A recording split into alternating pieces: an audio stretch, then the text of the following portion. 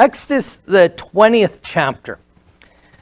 And maybe this is the most difficult Ten Commandment to deal with as we come throughout the Ten Commandments because of the difference, how different it is in the New Testament and how differently Jesus dealt with it as to how it was in the Old Testament.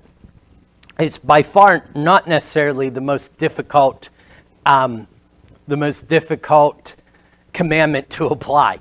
In fact, we're going to start into those difficult ones next week as we look at all the commandments that God gives concerning our relationship to mankind.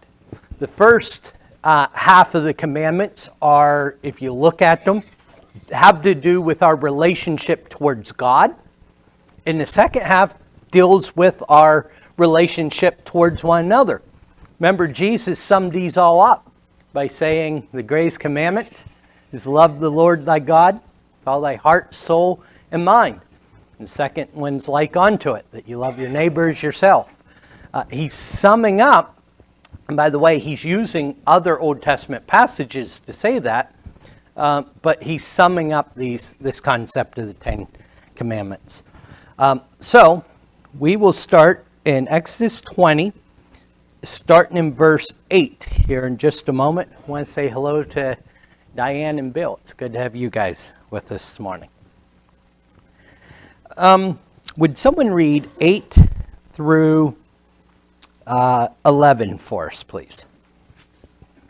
Remember the Sabbath day to keep it holy. Instead, you shall not labor and do all thy work. But the seventh day is the Sabbath of the Lord thy God. In it thou shalt not do any work, thou nor thy sons, nor thy daughters, thy manservants, thy maidservants, nor thy cattle, nor the stranger that is within the gates. For in 6 days the Lord made heaven and earth, the sea, and all that was in them, and rested the seventh day. Wherefore the Lord blessed the Sabbath day and hallowed it. Okay, thank you. We noted last week, when we dealt with this first half of this idea, that this was a commandment given to who, by the way? Who's this commandment given to? Group of people. Children of Israel, the Jews, right? The Hebrews. Actually, Jackie, I saw, shared a meme on Facebook this week that said, keeping the Ten Commandments makes you a Jew.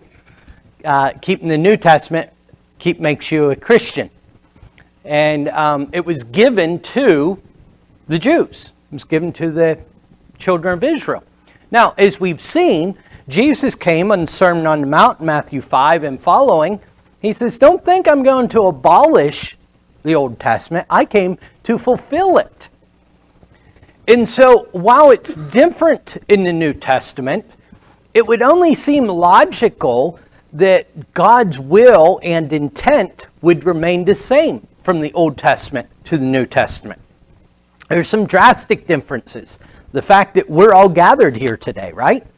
None of us that I'm aware of, none of us, I can state definitively, are Jews, are Israelites. You may have some Jewish descent, but none of us, I'm sure, are full, purebred Jews, which was of the utmost importance throughout the entire Old Testament. That's what it was based on. But that had an application, didn't it? The Jews were all of the same family, were they not? Yeah. God used that to illustrate, to be a type, to foreshadow the fact that in the New Testament, we're adopted children. We're all in the same family. We're concluding this idea this morning, Lord willing, in the lesson of that comparison of churchianity and Christianity. And to me, that's the crux of it. It's easy to start looking at the church as an organization. And the very purpose of it, the descriptions of it in the New Testament are a family. Right? To our idea of the Sabbath, it doesn't directly apply as we looked last week, but it's going to have an implication as we look at. Mark 2nd chapter. Questions or comments on those introductory ideas before we start? In summary, we looked at this idea last week. If we make the Sabbath, if we say the Sabbath is binding today, is law today, number one, we've got to be way more consistent in our application. I dare say there's none of us here that don't engage in commerce on Sundays. Even if you go home and watch TV, it takes technicians, it takes all kind of programming. People work on Sunday to make that happen. We stop and buy gas, we go out to eat, a whole list of things. We are engaging in things that are directly forbidden on the Sabbath. Furthermore, the Sabbath was the seventh day of the week. That's Saturday. To make that apply to Sunday is a great twist that we just don't see. Now, one of the things that came up last week is this idea, and this will be our springboard into as we look at Mark 2 today, is it wasn't that long ago when there were blue laws. What were blue laws? Everything was closed on Sunday. Can anyone tell me why that was? Or maybe this is an easier way to change it, to put in view. Why is it not that way today? Either one of those questions. The two are related.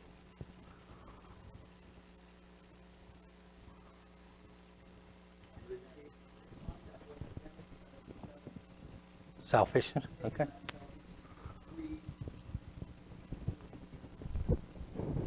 Okay.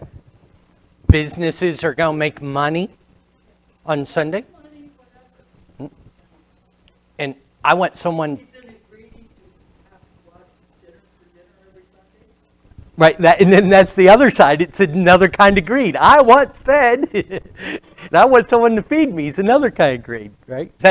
Am I hearing you right there? Yeah, right? Yeah, on both sides.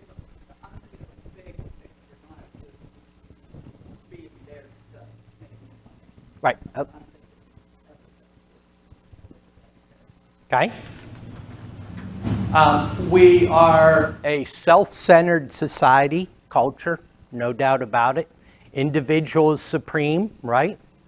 These are some concepts that are foundational that I think Connie's bringing out. Any other ideas or thoughts?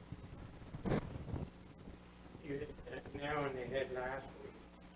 The ones that did break the blue law, the people supported them heavily. So then that drew the other ones, hey, that's a good day to be open for business. Okay. If the ones hadn't been supported, it would have never caught on. Okay. And Connie and Dad's comments are very closely related. They're looking at both sides of it. Businesses are open and they're supported, right? What about the cause? The cause. In business, I'm always looking at the why. Here's what I mean by that. When business was going well for me, I was never comfortable. I want to know why it was doing well. and what was going to be changing in the market pressures tomorrow that I needed to be ready to change for. Because here's what happens to successful businesses. They're doing great. They say, I've got it licked. And they stay the same. Market changes and they're extinct. Right? How many of you use Yahoo to do searches? I'm shocked. A hand went up. Lisa, the first search engine you and I used was Yahoo, and that's all we used, right? It was the go-to, but it's barely even known now, right? Why? They were passed up. Here's my point as it relates to this. Up until the mid-60s, 73% of Americans were in a church service on any given Sunday. 73%. Anyone want to venture a guess to where that number is today? A little bit lower. You mouthed 25, right, Shirley? She's close. A little bit lower. 23.3 is the number I saw in the last week. 23.3. Culture's changed, right? Now, that's a whole different topic. We don't have time to delve into that and our topic today. But here's my point. Is religious people in this country, we've got used to bullying our way. It wasn't the case in the New Testament. What I mean by bullying our way is this is the way we'd like it to be, and we can make it however we want. We're a majority, right? We are in the process of either dying or learning how to operate as a minority. By the way, we're going to be in Acts the 2nd chapter. We see that the church is going to start with 120 people, right, in the upper room in Acts 1. And by Acts 4 is in the tens of thousands, right? And by 350 AD, many estimates hold Christianity at being over 50% of the population. My point being, it's been the minority before and operates very well in the minority. It was birthed there and designed to be there. Here's what's important for us. We can look and see why that is the case. I think there was tremendous tremendous benefits to the blue laws. Family time. Is that not the greatest benefit that's come out of COVID? We have a resurgence of family time in church.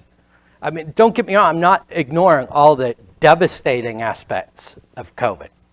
I'm saying, church, we ought to be celebrating that and applauding it and supporting it, right? Well, that is something that was a tremendous benefit of culture. We can say that. But to say that biblically you are bound to do no work on Sunday is just lacking that book, chapter, and verse.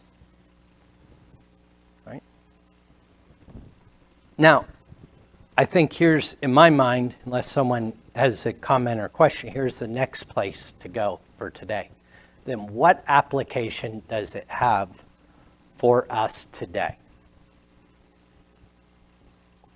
And there's where we'll go. Starting in Mark, the 2nd chapter, starting in verse 23. We read this part last week and we stopped right here. One Sabbath, he was going through the grain fields. As they made their way, his disciples began to pluck heads of grain. And the Pharisees were saying to him, "Look, why are they doing what is not lawful on the Sabbath?" And he said to them, Have you never read what David did when he was in need and was hungry, he and those who were with him? How he entered the house of God in the time of Abiathar, the high priest, and ate the bread of presence, which it is not lawful for any but the priest to eat, and also gave it to those who were with him. So, we know last week that what Jesus and his disciples are doing they're walking, they're reaching out, grabbing grain stems, plucking the heads off, and then likely, this part's not given in Scripture, but likely what they were doing is they'd rub it like this, separate the grain from the chaff, get rid of the chaff, and they'd eat the grain. Now, the reason this was an issue is that the Jews had examined this issue and said, well, that's threshing. You can understand the concept, right? That's what threshing is, separating the grain. So therefore, that's work. So it can't be done. So they have trouble with this from the Pharisees. Now, Jesus could have made the argument, I'm not breaking the Sabbath. He could have went back, which he does, go back to Old Testament. He could have went a lot of places. He could have went to Exodus 20 that we're in. He could have went to Deuteronomy 5, looked at it there. He could have went elsewhere, but he doesn't. He makes for me what was a really challenging argument. What's his argument at its heart? As we left it at 26.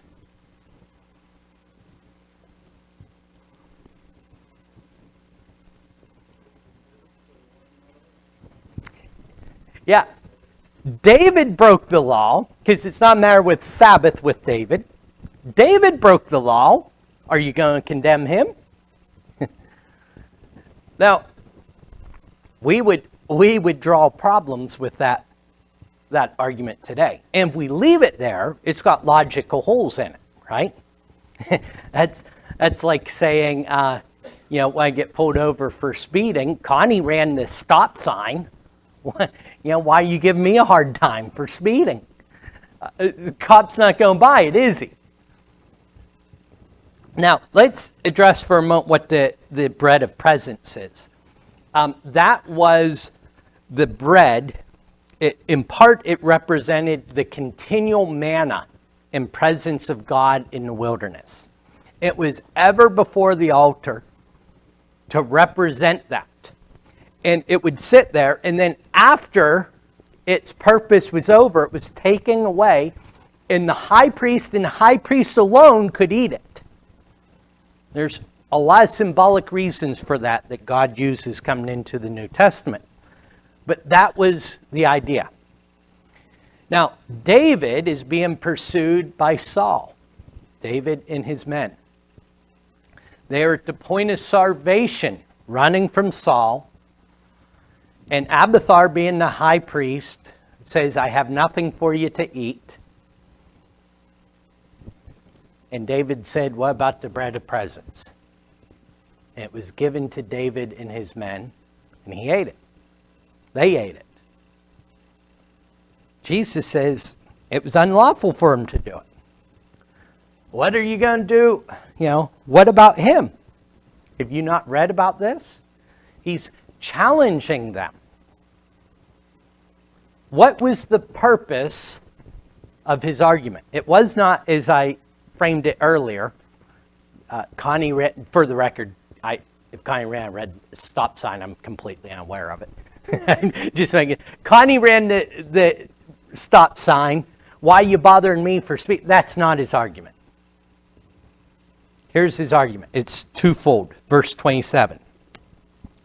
The Sabbath was made for man, not man for Sabbath. There's argument number one. Argument number two is related to that. I think there's more to it than appears on surface. Number two is in verse 28. So the Son of Man is Lord even of the Sabbath. Jesus is saying, I'm Lord of the Sabbath. It would seem as though Jesus is saying, Therefore, I'll do what I want on the Sabbath. I think when we understand the first argument, the second becomes more clear than that. What's his point with 27? The Sabbath was made for man, not man for the Sabbath.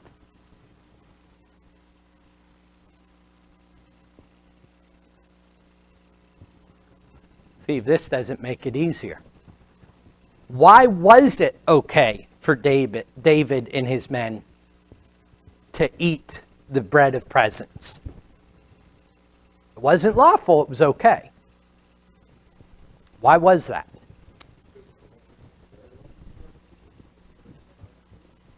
Okay, but it was made it was not to be eaten by anyone other than the high priest.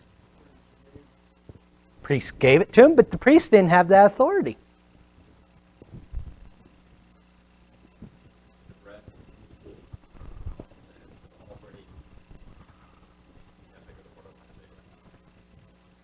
Used or was served. Yeah, I think that was part of it, certainly. But even after it was served, only the high priest lawfully could eat of it. So I think you're right about that. Here's what I think Jesus is getting at. And because he's going to drive it home with another miracle. And I don't know, once you hear this, I hope you're like me. For years I struggled with this. And then once I heard it, it's like, oh wow. It's because it was for life. It was for the preservation of his people. That's why David ate it. He didn't say, oh, look, there's a good snack. I want to go get something to eat. He and his men were going to perish if they did not eat it. Here, I think, is Jesus' point. The law, including the Sabbath, was for man.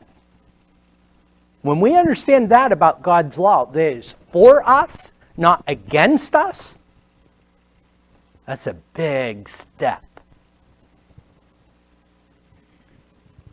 I believe that's what he's saying in 28 as well. The Son of Man is Lord over the Sabbath. He's not saying I can do what I want. He said my very purpose is to serve man. He was going to give his life for his people, right? And so he's saying, I'm Lord of the Sabbath. In other words, the Sabbath will be used for the nourishment of man, not the tearing down and destroying of man.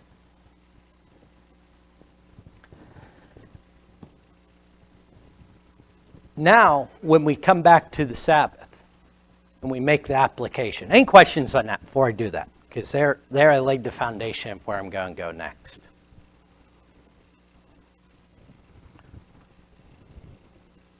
I think a time in our culture where businesses were closed, where activities were greatly diminished,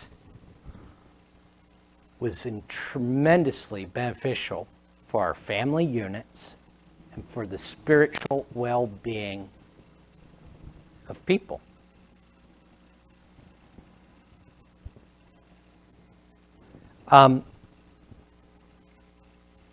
Our Sundays, our worship service, should be for that purpose.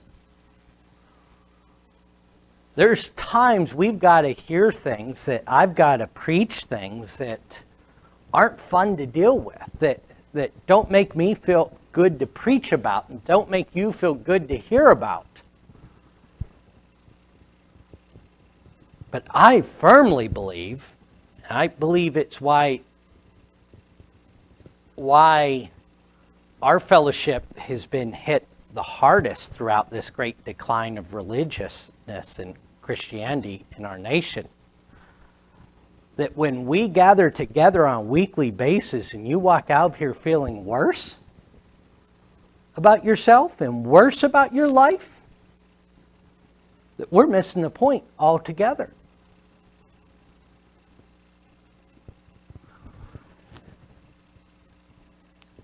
with our worship services. They're a dual purpose. The same, the law was a dual purpose. They're to glorify God, right?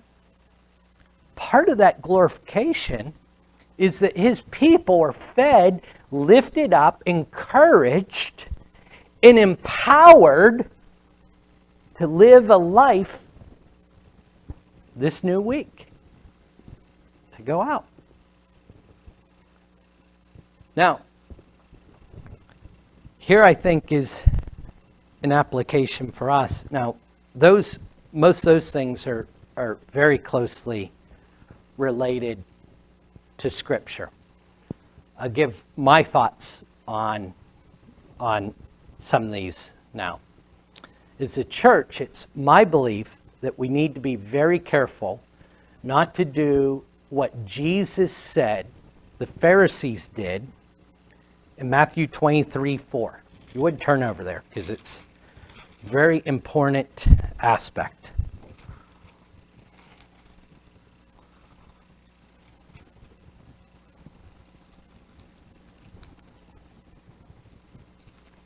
I'm going to start in verse 2.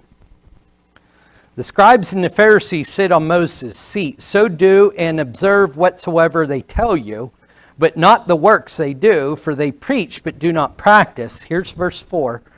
They tie up heavy burdens, hard to bear, and lay them on people's shoulders. But they themselves are not willing to move them with their finger. See what the Pharisees did? And think about what Jesus and his disciples are doing, is they're walking, and Jesus, we know this, and actually we'll see it in the very next chapter, is going to serve people. And the Pharisees twisted a law that was to be for people and made it a burden for everyone, including Jesus and his disciples, to say you can't even eat and have some nourishment along the way. It was no longer a useful law, it was a heavy burden. You know what the Pharisees did? Being a very wealthy, not as wealthy as the Sadducees as a party, but a very wealthy and well-to-do sect of the Jews, is they sat in their air-conditioned homes and watched for anyone else to have a problem. Not so they could help, but so that they could throw stones. I experienced something like this. I don't know how many times I've missed it, but years ago I was worshiping with an individual, and I really believed that he was spiritually faltering. And I said to him at the end of Sunday morning services, I said, I'll see you tonight. He said, no, I don't think so. Why not? Well, we're trying to get closed on this house, and the loan that I'm getting for it, just the inspector said the window sills are flaking, and all the window sills need scraped and painted. And, today and tonight's the only time I have to get this done. So that's where I'm going to be tonight. I won't be back. Now, as a dutiful preacher, what's my obligation there?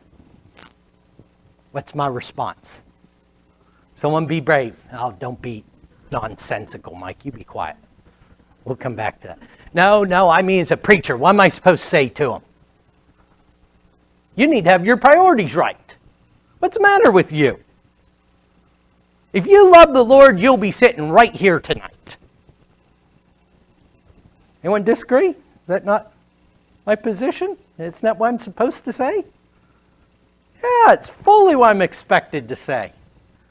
Right?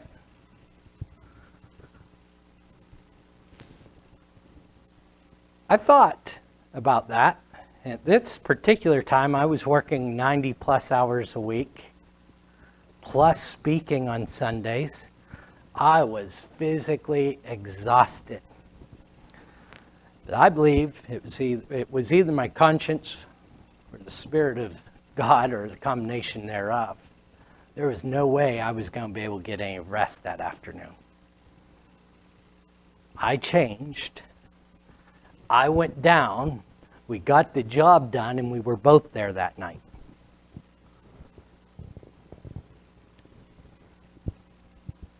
That's the difference. And by the way, I've held myself up as that's like one time in 42 years I did something right, I think, right? So that's not the point. The point is the difference between tying a burden onto someone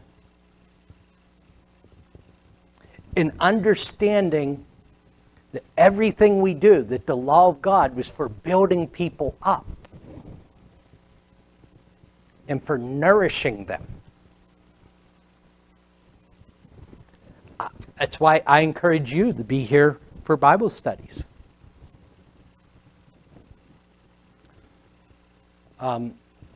It's why I am so happy we are able to live stream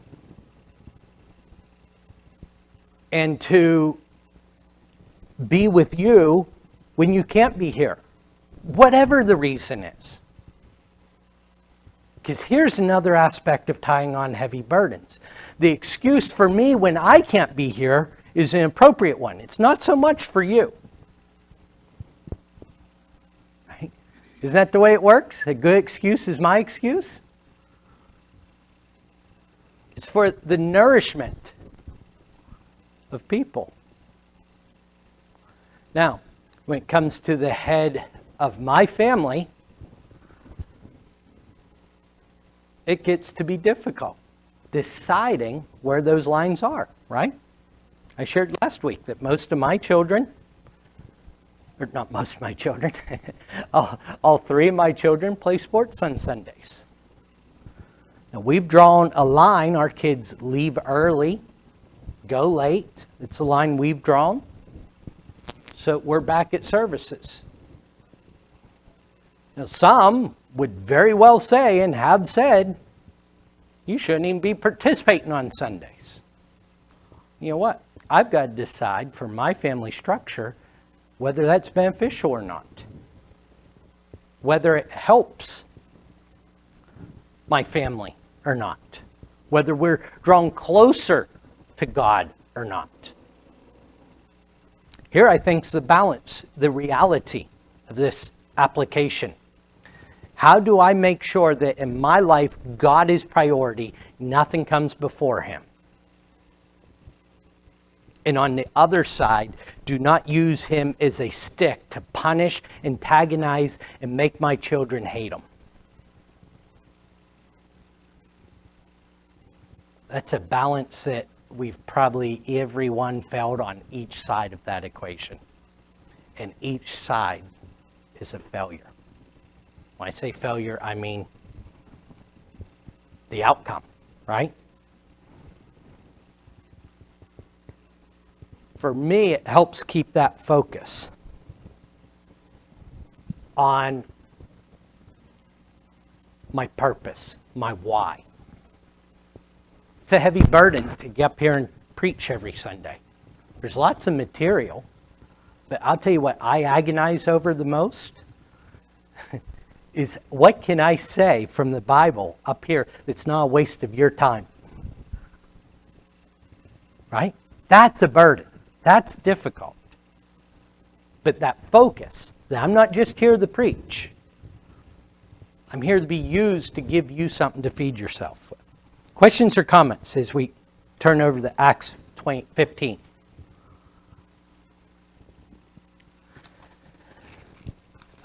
We used this passage last week.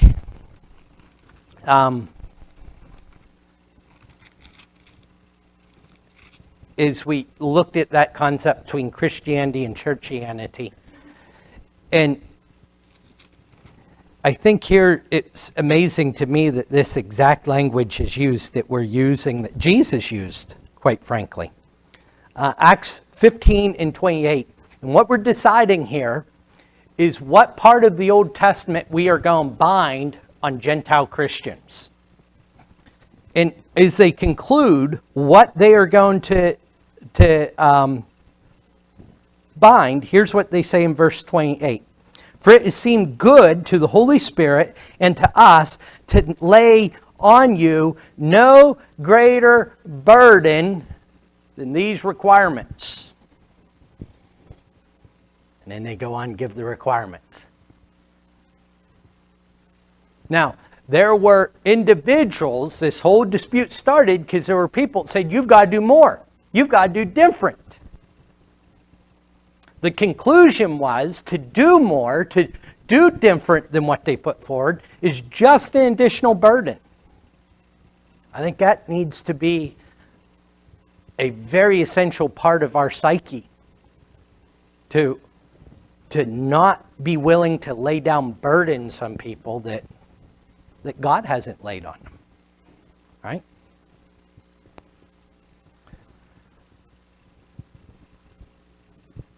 Are we going to draw closer to God? Right? Not all activities are equal, are they? Not all time spent is equal. We're nourishing our souls. Are we helping those souls around us? Oh, and I'm going to leave Hebrews 4. Here's the ultimate application of the Sabbath. Hebrews 4, the Hebrew writer talks about those who did not enter the rest. The rest was spoken about at the day of Moses at Mount Sinai. It was written about by David. He says Jesus is our ultimate rest. That's the application of the Sabbath. That we are pushing forward to the Sabbath, in which we will one day cease from our work, just as God ceased from his. And it's Jesus Christ that makes that Sabbath, that cease, that rest available for us. Thank you.